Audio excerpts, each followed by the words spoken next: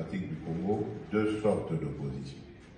Il y a l'opposition connue, l'opposition officielle, qui s'adonne à ses activités normalement, qui a participé aux dernières élections à chance égale avec le président sortant et qui a perdu ces élections de manière claire. Et cela a été reconnu par tous les observateurs sérieux.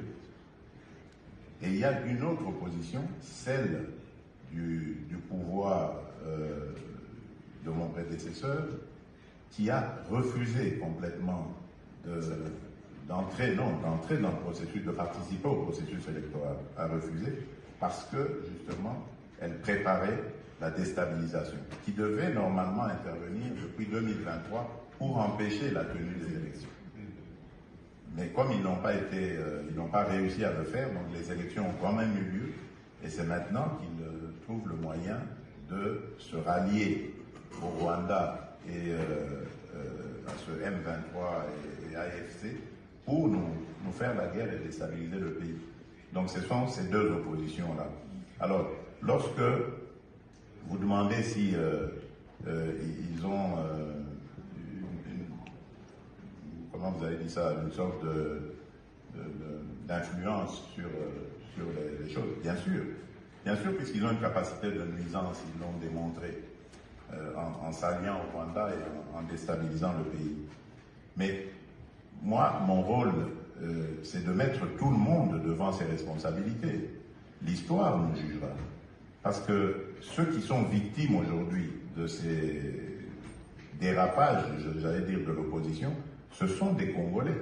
Et ces Congolais-là jugeront ces gens. Un jour, ils sauront qui a fait quoi.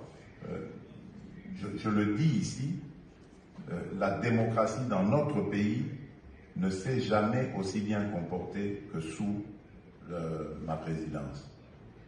Dans ce pays-là, quand nous étions dans l'opposition, les opposants étaient assassinés.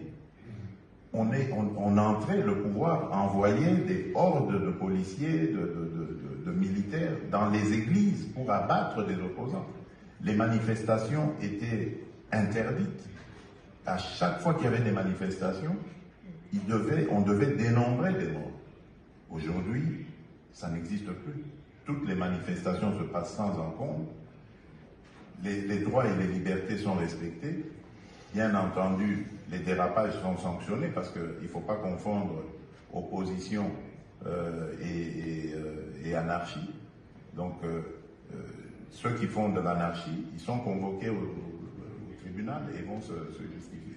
Donc, je n'ai absolument pas l'impression que l'opposition qui a pris les armes, qui a fomenté avec le Rwanda ce coup contre la République, et dans